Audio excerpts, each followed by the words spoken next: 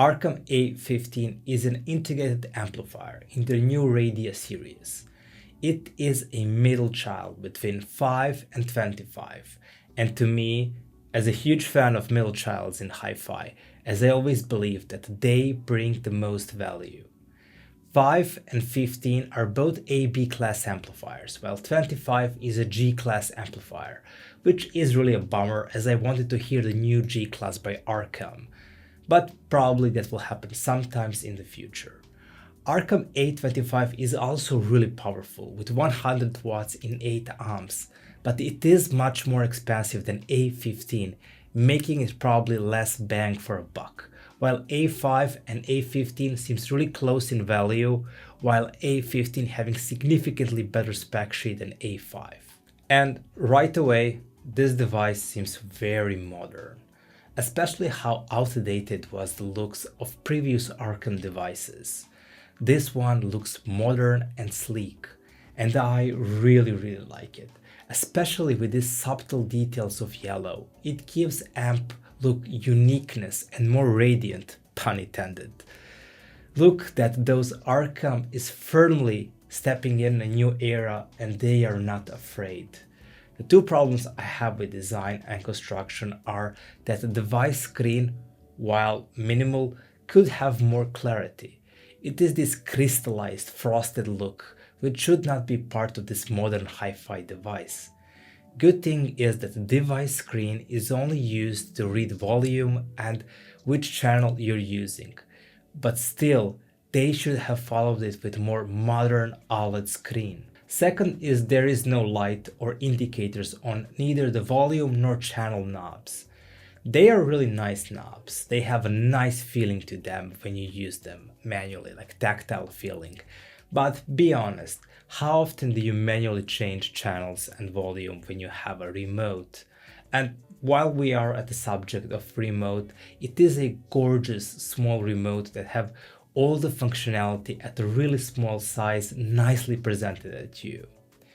But to return to the issue at hand, I am a firm believer of 11 o'clock theory, which means that your amp should sound the best and loudest for your room when it is at 11 o'clock, almost 50% of your volume. And that is my preference rather than a bad thing, but there is no way to know that here, as you just add and remove the volume to how much you prefer. It is a bit trivia about me and sort of like superstition of mine, but I needed to mention it. Input is decent. It has 3 digital, including optical and coaxial, and 3 analog phono and preamps. So possibly you can connect your turntable and subwoofer if you have Y adapter for it.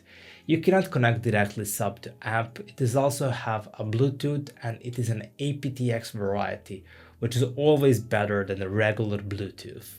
But I super rarely use it and I almost never test it for reviews. One thing missing is a USB input, which exists in A25 if you need one. And there's also a headphone output, but I also rarely test those as I'm not that much into headphones. Maybe one day. DAC for your digital sources is decent here. It can go up to 24-bit 192 kHz. It is an ES Saber 1918, which is a common DAC. It is known for its clear, transparent, sometimes a bit punchy sound. DSD directly from PC is probably not possible. Again, it can be done in a more expensive A25, which has a better DAC chip inside. You can do some equalizing, as you can change balance of output of your right and left speakers, and some DAC filters. Those filters did not make any drastic changes for my ears.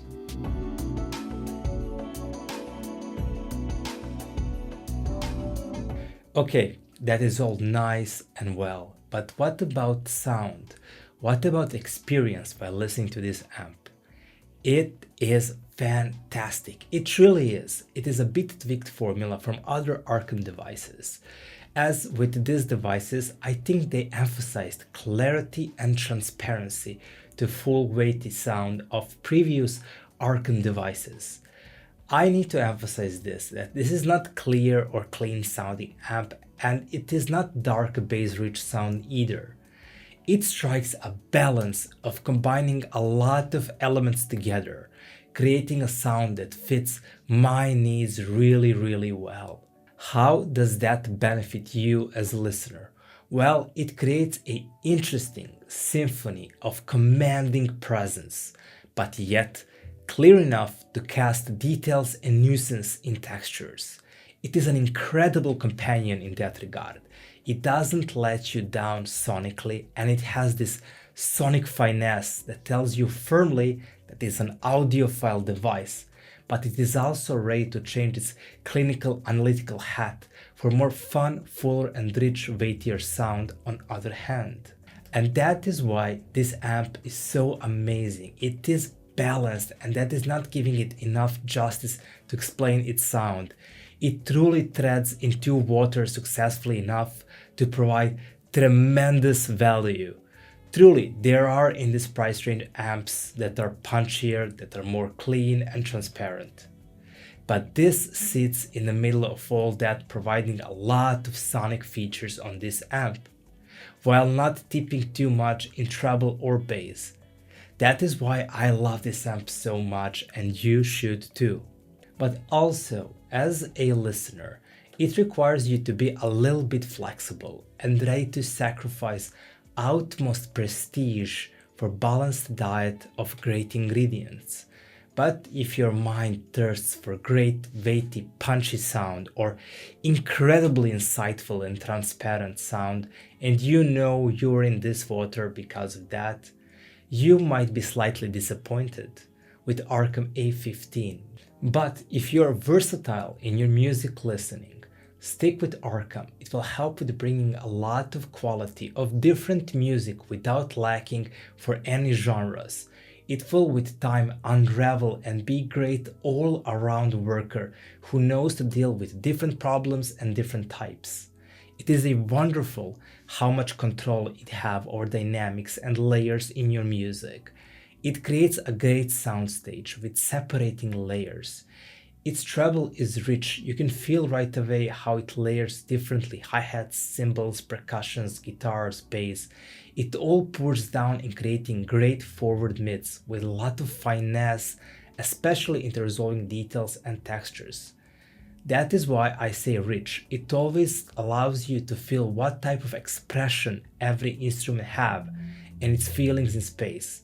Vocals are clear and present. They are not commanding, as they are even a little bit of airy, but nuisance into breath and decay really appear here. If it is produced with a reverb or delay and layered with backing vocals, you feel details and extensions. If it given a room of reverb to feel a place where it comes from, where the vocals stand, is it big or small room, you can hear it so well, as it does resolve really well. Just don't expect grand presentation of vocals, but expect a grand soundstage, as this amp helps your speakers to open up. It all depends how you pair this amp, but it truly helps layer by layer for a sound to open. It helps both vertically and horizontally.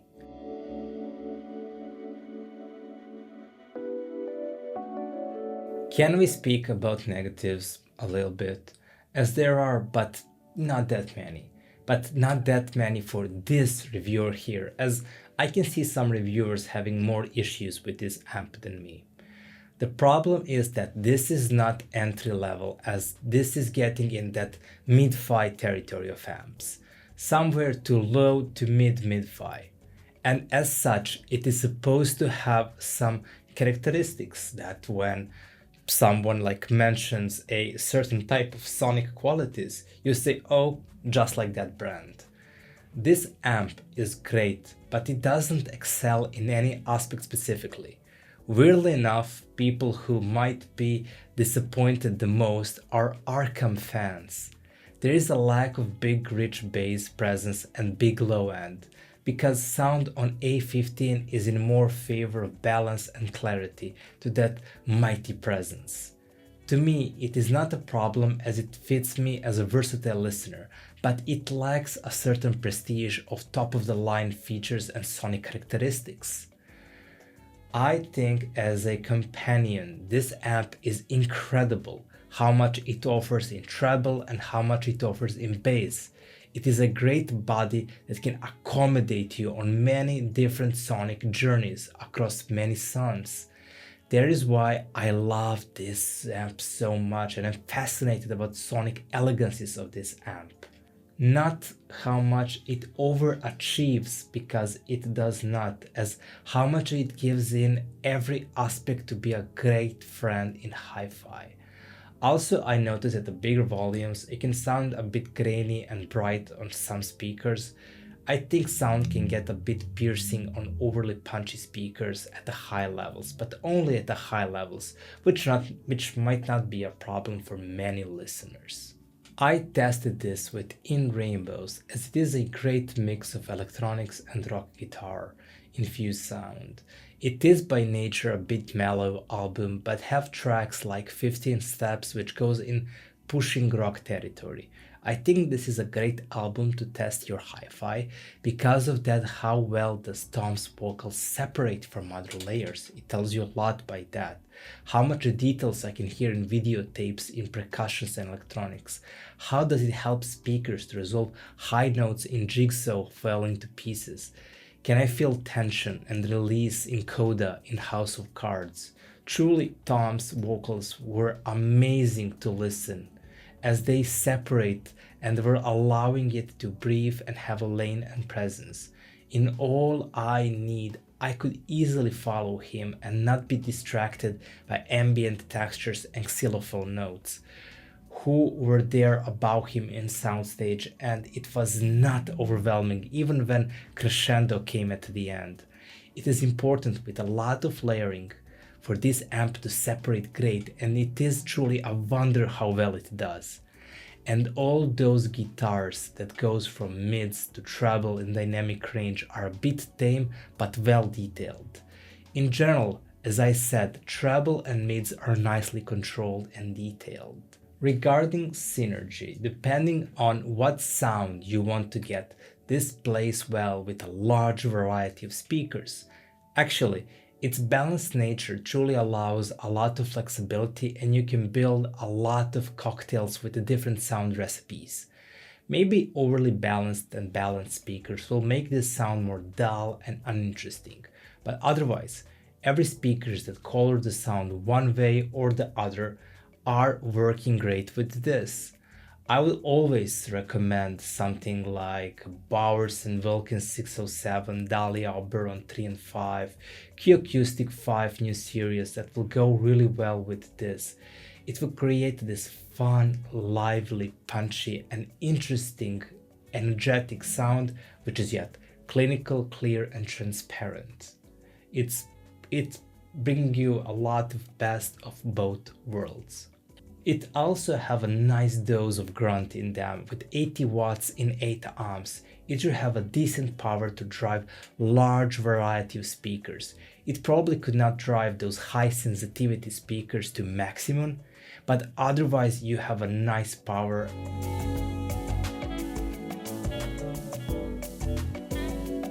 I think to further explain and to provide strength and weaknesses of this device, it's best to pit it to similarly priced devices. And the first one that falls to my attention should be my favorite amp in 1200 euros price range, and that is Music Fidelity M3SI. Now, Arcam sure is more expensive as it does a more newer device, but it should be all taken in consideration of what you want from your amp. Music Fidelity have more defined lower end, which means that it will certainly help your speakers have more that commanding, strong sound, and it have more details and definition its lower end. It is also more warm sounding than Arcam, but I have to mention Music Fidelity is not very warm amp, it is just warmer than Arcam. So if you prefer that full, rich, warm sound, Music Fidelity is still a better choice, but Arcam allows treble to be more defined and is certainly more clear and transparent amp. It still have that bite, while not strong as Music Fidelity, it is still there, but with more clarity and definition around treble and mid-range. Arcam also provides more open and textured soundstage. To me, Music Fidelity is still a little bit more fun amp to listen, but undeniable quality for listening of audiophile tracks are better with Arcam, as it allows more clinical listening. In the end, they are both awesome and should be demoed for your pleasure. One thing more that goes in the direction of Arcam is it is a more versatile regarding ports, inputs and Bluetooth. Other amp I should recommend is Denon PMA-1700ne. It is a closer to that older sound of Arcam, but Denon is specialty in creating massive sound with a great soundstage. It is one of those amps that can be your alternative for audio-video receivers. It is a great amplifier for electronic music or big arena music, and unless like cheaper Denons which sacrifice a lot of finesse in order to get that big sound, Denon have tuned their sound to bring a lot in an upper registry of music. To me, it is not as interesting amp as Music Fidelity, but for those looking for a powerful, big sound, it should look in Denon's direction. It also give a lot of great ports and connectivity, and should, with a more confidence, drive better speakers than Arcam and Music Fidelity. Just don't expect finesse and excellence in sonics that goes more in Arcam and Music Fidelity's direction. One more, Denon kills Music Fidelity and Arcam in its phono stage, including something which is not common to have in integrated amps, and that is both moving magnet and moving coil stage. If you are a vinyl lover, Denon is just a fantastic choice. Denon is such a great lineup of amps, and more you go to leather, the more refined they become and such a great buy. Few more quick bits. Naim Nait 5SI is a great resolver of details. It can also extract textures and sounds, and those details have a little bit more finesse and textures than Arcam. But Arcam is more complete sounding and have more versatility and fun to it.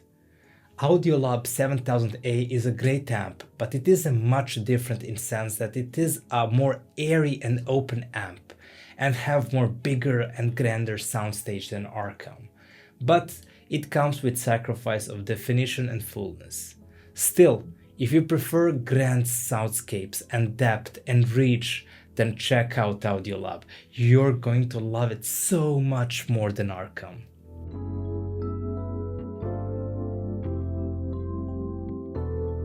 Conclusion is that this is one mighty fine piece of amplifier, and the more I listen to it, the more I'm in love with this amplifier.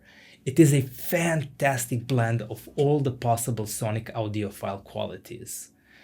It is a priceless companion that can offer a big versatility in how it organizes and shares its sound to speakers. Decently rounded and energized treble, certain oomph in bass, and yet very balanced and well-organized sound. That creates a companion which is not just a versatile for a sound reproduction, but also with ports, inputs, Bluetooth, etc.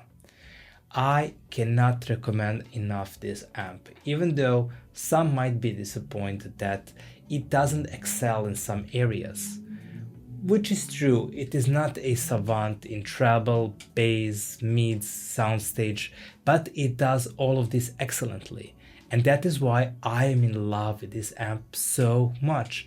And with the proper synergy, it can do wonders for any type of genre of music. And now, this might be my favorite amp in this price range. Sure, I miss a bit of weight and push, but that cannot be a minus when you have this clear, precise, open sound and reproduction, with enough treble and bass to really complement different listening styles and gears and systems. For me to know whatever I play, it will be a great resolver and companion and open the door of details, textures and sound expression to discover anew every time. Thank you for watching my review. I hope you enjoyed and learned a lot about Arcam A15. If you want to support me on my review journey and help me to continue to do this in future, please like, subscribe, and donate via Patreon, if you can, of course. All the best, see you soon, and keep daydreaming.